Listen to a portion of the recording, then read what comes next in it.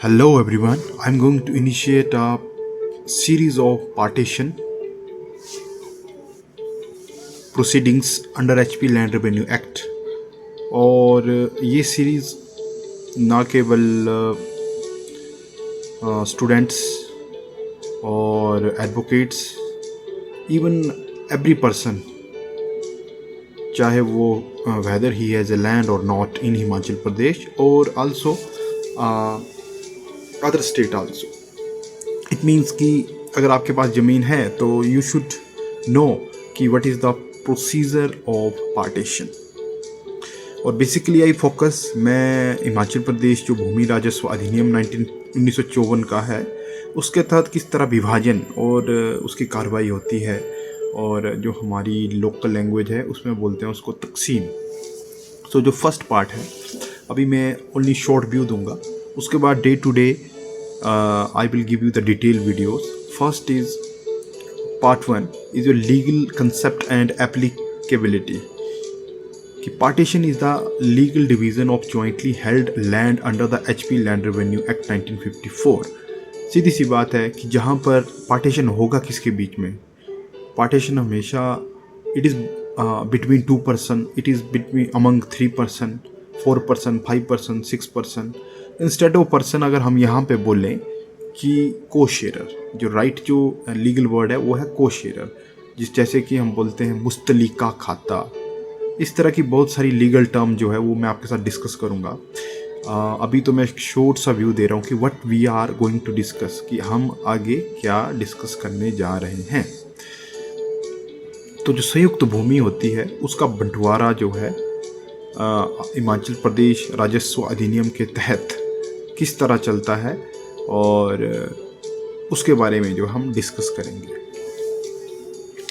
जब डिटेल में मैं कोई वीडियो बनाऊंगा तो उसमें बाकायदा मैं एक जो जमाबंदी होगी उसको आपके सामने एक वीडियो में उसको भी वीडियो में दिखाऊंगा, और उसमें जितने को शेयर हैं उनका पर्टिकुलर सबका शेयर निकाल के किस तरह से शेयर निकाला जाता है, किस तरह से कौन फाइल कर सकता है, वो सारी बातें बताऊंगा। इवन कोई ऐसी भी वीडियो बनाई जाएगी जिसमें कि ये पूरा बताया जाएगा कि जमाबंदी के जो 12 कॉलम होते हैं, जहाँ पे आपका ओनरशिप कॉलम हो, पोजेशन कॉलम हो, या यू कैन से योर कॉलम ऑफ कैफियत खाना which is the last column, उसका क्या मायना रहता है और क्या वो सिग्निफाई करता है। Now legal concept and applicability किस तरह से होगी। संयुक्त भूमि का कानूनी रूप से हिस्सेदार के अनुसार अलग अलग स्वामित्व में विभाजन करना ही बंटवारा कहलाता है। 4 भाई हैं, 4 बीघा ज़मीन है, 1/4, 1/4, 1/4 हिस्सा सबका बनता है, तो 1-1 बीघा उसका बनता है। समझ गए। जो राजस्व अधिकारियों द्वारा संचालित होती है, परंतु इसका स्वरूप अर्ध न्यायिक होता है। अर्ध न्यायिक का मतलब क्वेश्चन जुडिशियल होता है। यू कैन नॉट से कि it is a fully civil, it is decided by, या it is conducted by the civil court. No, it's a quasi judicial, it's not a fully judicial function। यदि मालिकाना हक को लेकर विवाद है तो खातेदार दीवानी न्यायालय का रुख कर सकते हैं, लेकिन भूमि के शारीरिक विभाजन के लिए केवल राजस्व अधिकारी ही अधिकृत हैं। और सपोज मान लीजिए, मैं छोटा सा आपको एग्जांपल देता हूँ। जैसे कि अभी मैंने बोला कि 4 खातेदार हैं, जैसे कि अभी मैंने कहा दे रहा था 4 ओनर, ये मान लीजिए आपके 4 ओनर है। अब इसमें से क्या है कि इन चारों ने जो है, इनके फादर ए थे, उनसे जो है प्रॉपर्टी इनहेरिट की है। अब इसमें से क्या है कि ए ने क्या किया था कि एक बिल की थी। बिल वो सिर्फ 2 भाइयों के नाम ही की थी, ठीक है। अब 2 भाइयों के नाम की थी तो ए का जो सारा शेयर है, जो 4 का 4 बीघा जो इसके नाम पे थे, वो सिर्फ 2 भाइयों को ही जाना चाहिए था। पर ये बिल कहीं गुम हो गई थी, और जनरल सक्सेशन के तहत जो है ये सिर्फ 4 भाइयों के बीच में बराबर बंट गई। अब समवेयर दे फाउंड, उनको ये जो बिल है ये मिल गई 2 भाइयों को, तो उन्होंने जब ये पार्टीशन चली थी तो तहसीलदार के सामने ये बिल रख दी। अब जैसे ही बिल रखी तो then there is a question of title. Question of title means कि भूमि का असल मालिक कौन है। तो फिर वो जो है आपका पार्टीशन प्रोसीडिंग को जो है स्टे करवा के सिविल कोर्ट में जाएंगे और सिविल कोर्ट विल डिसाइड कि हु इज़ द ओनर। और जब ये डिसाइड हो जाएगा कि bill whether bill is a genuine, अगर if the bill is found genuine, in that case only the partition will be done between the two. If the bill is found forged or whatever in any other case, then आपका जो partition है then there will be total land of A which is 4 bigha, it will be goes to the all 4 brother and partition will be among the 4 brothers. This is the concept कि अगर मालिकाना हक को लेकर if there is a dispute regarding the ownership, then the party has to go before the civil court. Now next मैं actually short सा preview दे रहा हूँ कि क्या क्या हम डिस्कस करेंगे, इसको मैं बहुत डिटेल से डिस्कस करूँगा। जो हमारी HP लैंड रेवेन्यू एक्ट है उसकी धारा सेक्शन 123 ये जो है ये बोलती है कि को share applies for the partition before the revenue officer. कोई भी को शेयर होगा, जैसे मैंने 4 भाइयों को एग्जांपल दिया ABCDE, तो इनमें से कोई भी जो है ABCD, A हो या B हो C हो, तो वो जो है आपका पार्टीशन फाइल कर सकते हैं, राइट। दिस इज द जो ये फर्स्ट है, this is the intimating step, no limitation period is prescribed. Mean to say ये नहीं हो सकता है कि जब जैसे सपोज मैंने प्रॉपर्टी आज इनहेरिट की या आज मैंने खरीदी तो within 1 month, 2 month, 6 month, 1 year, 2 year, 3 year, 12 year, no, you can, there is a no limitation for filing the partition. Anytime you can file the partition if suit land is unpartitioned. mean कि अगर आपका मुस्तलिका खाता है तो आप कभी भी जो है उसकी तकसीम कर सकते हैं। वंस यू फाइल्ड, एक बार जब आपने एप्लीकेशन फाइल कर दी तो सेक्शन 124 के तहत जो है आपका सभी पार्टियों को क्या जाएगा, नोटिस जाएगा, ठीक है।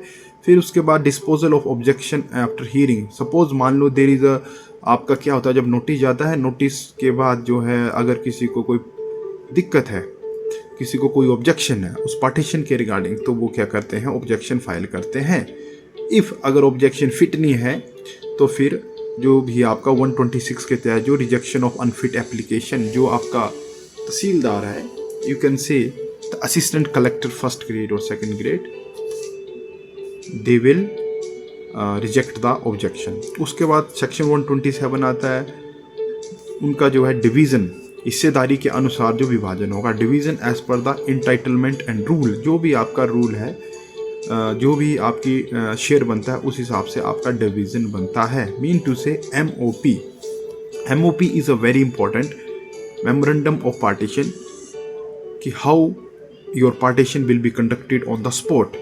मीनिंग इसका इतना सा है कि जैसे आपके जॉइंट रास्ते होंगे, पानी होगा, या बहुत सारी ऐसी चीज़ें हैं कि उनको प्रॉपर वे में डिवीज़न करना होगा। सपोज मान लीजिए कि अगर कोई रास्ता है, अगर उस रास्ते को किसी एक ही भाई को दे दिया जाए तो फिर वो रेस्ट ऑफ जो लैंड है वो कैसे यूज़ होगी, राइट।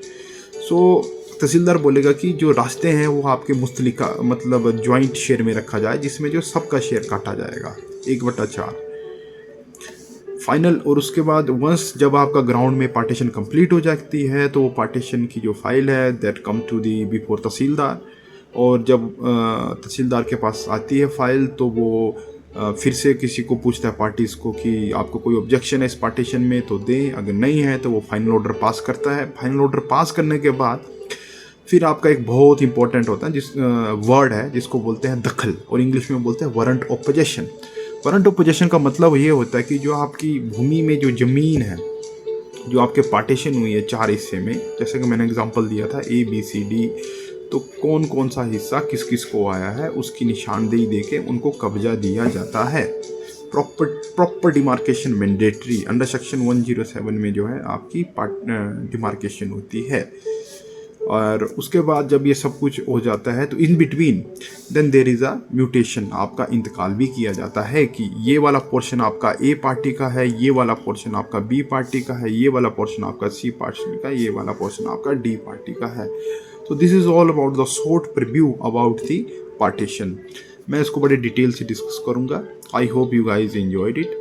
आप मेरे चैनल के साथ स्टिक रहिए, और बहुत सारे जो उर्दू के शब्द हैं जैसे कि मैंने बीच में यूज़ किया था, एक आपका जैसे दखल हो गया, फिर उसके बाद निस्ब होता है, फिर उसके बाद आपका दावेदार बह होता है, गैर मुरुसी, मुरुसी। There are many things which its like a sea, revenue is a C.